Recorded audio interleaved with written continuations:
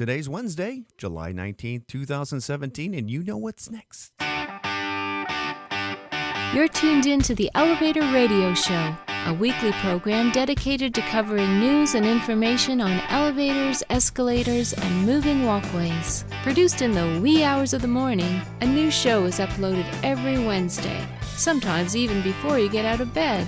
Listen to some of the comments sent in from our audience. Rob from New York writes, Tom, are you f***ing insane? You actually get up at 2 a.m. each Wednesday to put this show out? Man, you must love elevators. Tim from Illinois writes, I'm not sure why I listened, but ever since I tuned into the first show back in 2007, I've been addicted.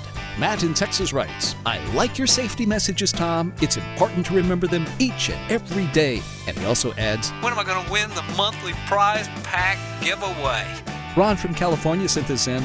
Despite your inability to pronounce words in the English language, I tune in each week and am glad that you offer this service to the industry. It's better than Google News alerts. Sarah from Washington writes, love the show, Tom, and look forward to it each week. I'm glad I signed up for the newsletter. You provide a valuable resource for the industry, not only for North America, but worldwide. Enjoy the show. And now, here's your sleep-deprived host, Tom Seibert. Good morning, good afternoon, good evening, everyone. It is good to be here. It's good to be back after a month of not doing the show, and in some ways it feels like it's been a lot longer than a month, and in others it feels like it's only been a week. So, but I want to thank everybody for your patience. I want to thank everybody for your emails, your texts, your phone calls. So many people reached out wishing my wife the best, and if you have no idea what I'm talking about, my wife went into the hospital the Monday I was supposed to go to Elevator U, the Elevator U conference in Virginia. Got a phone call. I know she had not been sleeping well the night before. She went into work, was all ready to go. My flight was later on that day, and she called me. Letting me know she was taking herself to the hospital. She had some type of impingement in her hip where she couldn't walk. It was in extreme pain. Had 3 MRIs, ultrasound, and doctors are still trying to figure out what's going on. But she ended up staying in the hospital for about a week, and it was not the easiest thing in the world. On top of that, we had our oldest son's trip out to Montana for his orientation, and then also another trip planned like a week after with the other boys. So it was just a real stressful, tough 4 weeks, and I'm just glad she's doing much better now. Lots of doctor's appointments trying to figure out if it's some type of tear or if it's a cyst or if it's something else, and hopefully by the end of this week they can kind of have a plan on what to kind of how to tackle it. So, but really I appreciate everybody reaching out. I can't tell you, it was almost overwhelming in so many people, and if I didn't respond to your text, email, or voicemail, I apologize. There were just too many to do. So I do want to thank everybody who did attend the Elevator U conference. From what I hear, it was a great success as always. Eddie Morris, nice job at hosting that event. Also to the conference committee and the board for Elevator U for the hard work that you put into that event. I just wish I hadn't missed it. So. On top of that, I want to thank everybody who attended the Chicago Cruise. I was able to sneak into that event. I know the weather was questionable in terms of people coming out. I know we had lighter response or lighter attendance than normal, mainly because of the weather. We had people signed up, but because it looked a little gray and dark and tornado warnings were in the area, people kind of decided, maybe I'll just stay home. So, and that's totally fine. But we had the whole boat to ourselves. It was very enjoyable, a nice evening, and thanks for supporting that. The ESF greatly appreciates that, and it was very successful financially for the foundation, and that's kind of what we need in terms of getting that safety message out. And I'll more to talk about that in a couple of weeks, as I do have new data pulled from the marketing group that's handling the promotion of the messages that we have. So I've got lots of content on the show today, and we will be back, obviously in our regular scheduled programming. I am planning on taking a vacation the first week in August. Actually, it kind of rolls over from next week into the following week. So I'll see if I can do a show. I had a few years ago, I was lucky enough to get a coffee shop up there to allow me to do a show in that location. Actually, it was more than that. It's probably 10 years ago. No, it wasn't 10 years ago. Maybe 9 or 8. But so maybe we'll see if we can't do that, or maybe just have a show up on the hill to cover. So, as always, you are my elevator family out there. I greatly appreciate it, and thank you for keeping my family, myself, my wife in your thoughts and well wishes the last month or so. It's greatly appreciated. Very humbled by that. So, all right, we'll get cover the news for pretty much. I try to go back as far back as 4 weeks, and there's some articles in there that definitely deem and are worthy of spreading the mission of how to ride elevators, escalators properly, correctly, and some tragedies out there that I wish I didn't have to cover. So anyway, we will cover the news of the last 3 weeks next, and hopefully you enjoy that. Oh, before I get into the news or cover the news, I just want to remind everybody next week or next Friday, a week from this Friday, the Chicago Elevator Association has their golf outing, and they have put a new twist on this that they haven't in the past. It is going to be a competition for player team competition, best ball scramble. So your team could be the winner or crowned the Chicago Elevator Open champions of 2017. Excuse me. So please respond as soon as you can so reservations can be made for your golfing. If you want to sponsor the event, that's great. This is a very legendary event. Lots of people come. So I encourage you to get your foursome reservation in today, and you could be the Chicago Elevator Open champions for 2017. And the first ever, I guess I should say, because we've never had this before. So get those registration in. Remember that if you are supposed to be working and instead you're golfing, you are considered a professional golfer that day because technically you're being paid. And any sporting event that you're being paid to do makes you a professional. Yeah, that's how I roll. Anyway, so get that in your registration link. I'll have another link in the show notes further on. So up next is the news. And as always, feel free to post on the Facebook page or send me an email with any comments, questions, or concerns. Let this week's news stories give you a lift on what's happening in the vertical transportation arena. Each news segment is organically dug and fresh with news stories of the week. Got lift? If not, stay tuned. All right, this story just makes you realize how much you have to be on your game and be aware of your surroundings and people that are around you. I mean, I'm one of those guys to help out wherever I can help out, but apparently a man and a woman used a baby to rob a victim in a hotel elevator, and this sucks because it really makes you feel violated to some extent when you are robbed like this or robbed in general. But yeah, apparently there's security video footage. I'm just going to bounce off of this because what's going to happen is going to play an ad.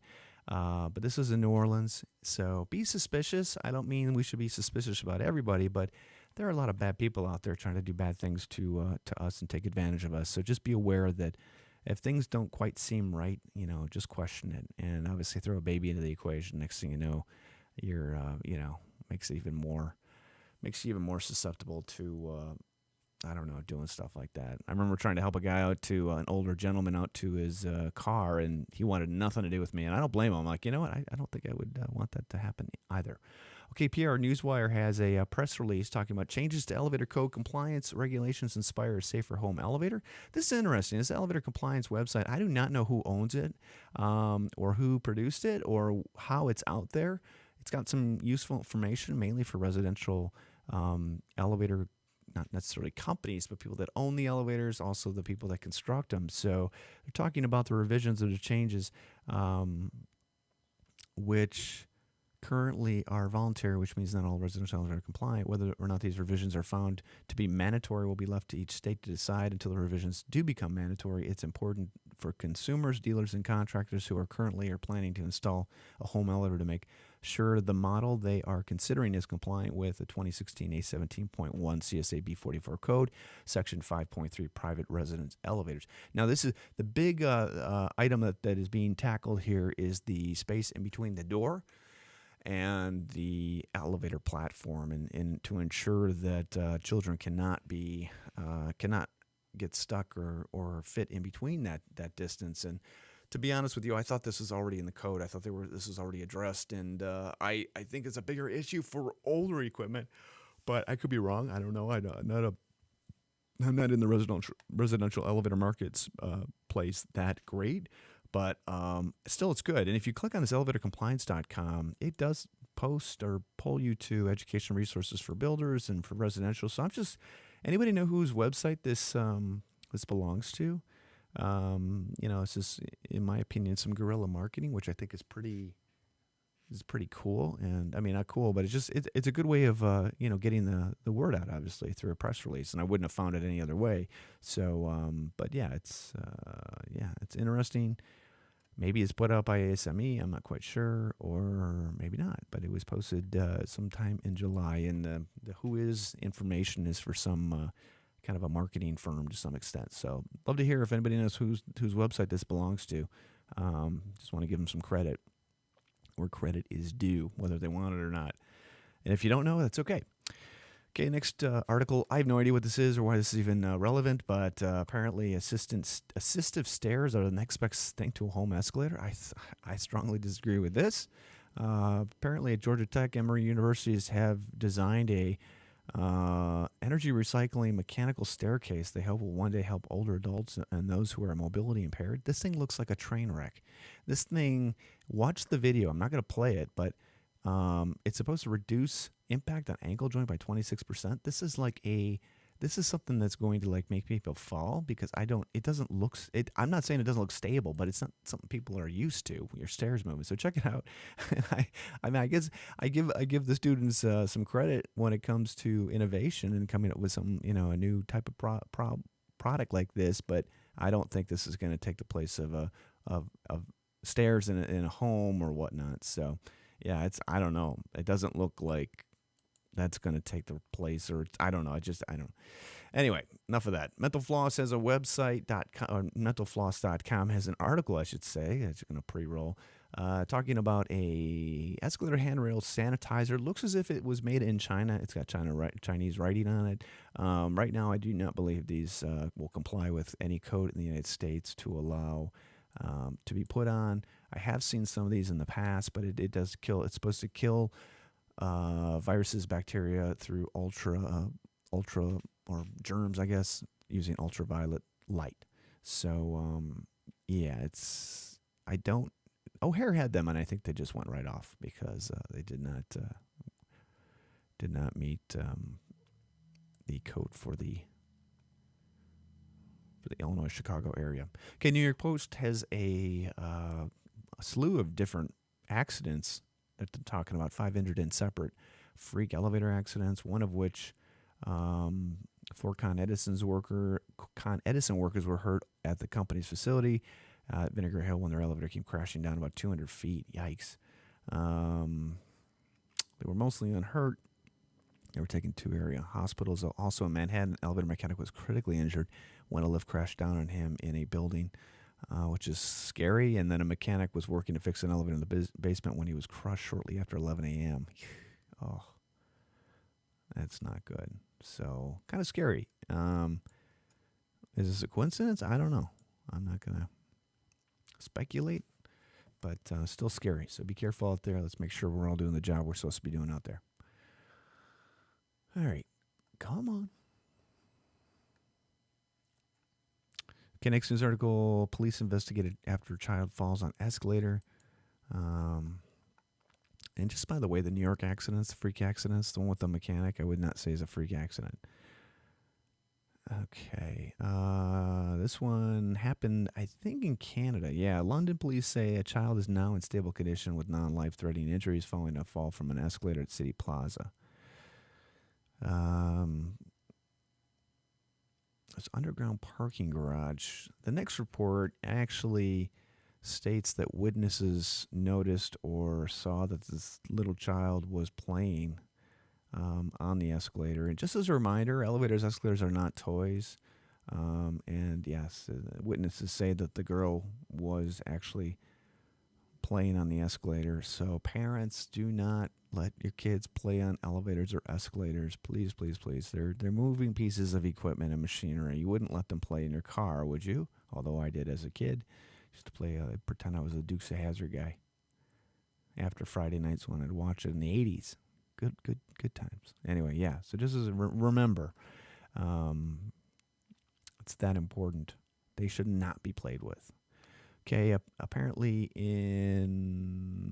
don't know where this is at, but apparently an older woman fell from on top to the bottom of a high cross escalator after she stumbled on a step. And just remember, escalators, we all take them for granted when we're talking about how easy or difficult they are to ride. And a lot of people aren't, they don't, there's a kind of a velocitation movement kind of thing going on that you don't realize, kind of takes over your senses. And if you're elderly or if you have balance issues, it's really not a good thing to be riding. So take the elevators whenever you can.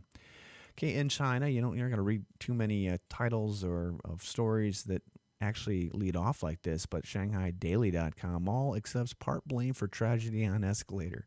When's the last time you ever had a mall or any kind of entity accept blame or accept any part of the responsibility? Obviously, attorneys get involved with all that before you can really do anything, but still. Apparently, a local shopping mall where a 4-month boy fell to his death is accepting some responsibility. They should have signs up. And the grandmother, that was the accident where the grandmother was holding the child and accidentally let her go or dropped her or lost her grip. Terrible tragedy. So, yeah, not so good. Okay, in Louisiana, New Orleans, this is a terrible accident. Remember, if you're listening and you are a person that rides elevators, and if you are... Are you suffering from opioid addiction? No, I'm not. Thank you for asking. But just as a reminder, we all have a responsibility to tell whomever we can, who are not part of our industry, at picnics, at neighborhood parties. If somebody asks what you do, take that opportunity to share some safety messages with them so that they don't turn out like this poor guy who got stuck in between or stalled in between floors, attempted to get out of the elevator, and then fell down through the opening underneath the elevator, down the shaft to his death. We all have that responsibility. It goes for escalators, goes for elevators. Do your part, please. Take the opportunity to educate whomever you possibly can. It's all of our responsibility. I started doing that a long time ago, just as kind of a segue, because most people are pretty interested in what we do each day. You don't meet too many people making, elevator parts or maintaining them or inspecting them. And this is an accident that could have been prevented. And it just, we need to spread the word on that. Okay, New York City offers a chance to register illegally installed private elevators without penalty, and this is in direct result to the fatality. No, not a fatality. Into the injury back in April, where somebody was injured in an elevator that was not registered with the Department of Building. So. But penalties can typically get expensive, about $10,000 to $25,000. And I would imagine there's probably quite a few elevators that are not registered. And I'm not sure whether or not this will change anything. It's nice to offer this, but at the end of the day, I don't know. If you are an elevator owner and you have not registered it with the city, I'm not sure you're going to. So yeah. Next news article: restoration could provide Porter Hardware with the oldest working elevator. Is coming from the Dothan Eagle. I'm not quite sure where this is at, but kind of cool. If you look at, I wish there were more photos. They have one photo of this old hardware store entrance with the kind of the tin plated ceiling and some of the really ornate woodwork on the corner molding there. And it looks like an really cool building, but it's 132 years old. It has an elevator in it, and it could be very well the oldest Otis elevator in the country. So it may not be that exciting either, to be honest with you. It may not have cab walls, whatever, but hopefully they're able to preserve that and get it running and safe again. Maybe not in its original condition, maybe something similar, but not Maybe something with walls and interlocks on it, and retirement camps, all that good stuff. But I don't know. See what happens. Hopefully, they can kind of combine the new with the old. Yeah, those crazy Australians. Here's a video. UPI News on July 12th has security video of a motorcycle rider, somebody on a motorcycle doing a peel burnout in an elevator. Yeah, crazy Australians. Yeah, good stuff. Cameras are everywhere. Remember that. Otis is outgrowing its Florence facility in South Carolina. There's a couple articles online. SC News, this one coming from. Apparently about 700 employees and nearly 500,000 square foot facility. Otis Elevator in Florence is one of the largest employers in the PD region. And they are looking to expand, which is good news. Good to see. So let's see what happens with that. It's always nice to see our industry's companies doing well. Elevator operator special relationships. The Tribune's got a cool article in Indianapolis talking about elevator operators and Denise Cummings. So, yeah, elevator operators back in the day literally were the pulse of a building. They were the ones that would talk to everybody, know when people were on vacation, know when people on a floor shouldn't be there, stuff like that, And they were people that mayors, presidents, other people confided in. And here's a story about that. So I'll let everybody read that when you get a chance to. All right, next news article. Historic Murphy elevator sign to be relit after 60 years. This is pretty cool. I didn't know it did not light up, but apparently it is in the process of being restored. And it's one of its first of its kind in the Louisville city of Louisville. Excuse me, I'm sorry, but yeah, take a look at the photo that is online. It's really cool. It's gonna be bright, and can't wait to see it all lit up again. Very cool. Very cool. So check it out. Link is in the show notes. A lot of history there, and it's a family-owned business. Hopefully they stay that way for a long, long time. Pretty cool. It's a very iconic, neat restoration piece, especially for the town of city of Louisville. I shouldn't say town, it's a city. Very cool. Okay, teen dies after falling down an elevator shaft in an abandoned abandoned hospital. And I think we covered on this before, but, as teenagers, we all do stupid things. And I think I'm kind of surprised that some of the things that I had done did not end up with me in the hospital or someplace worse. So just a tragedy, and just make sure that in those buildings that are abandoned that they, elevator shafts are tied off or locked off, stuff like that. So Kansas Chicago Elevator Association golf outing is August 4th. That is a week from this Friday.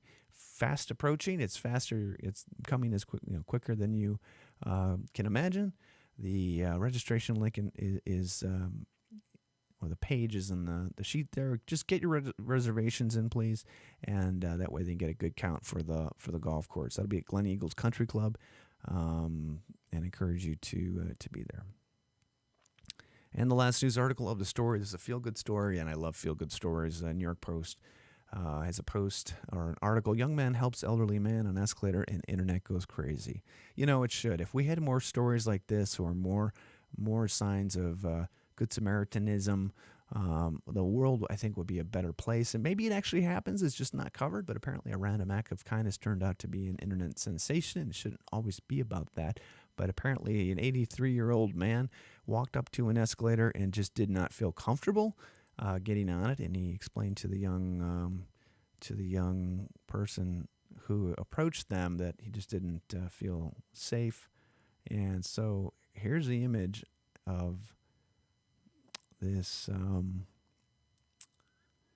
young man, I think, helping an elderly man ride down an escalator. And I wish the world was a better place like this. And I think that's great.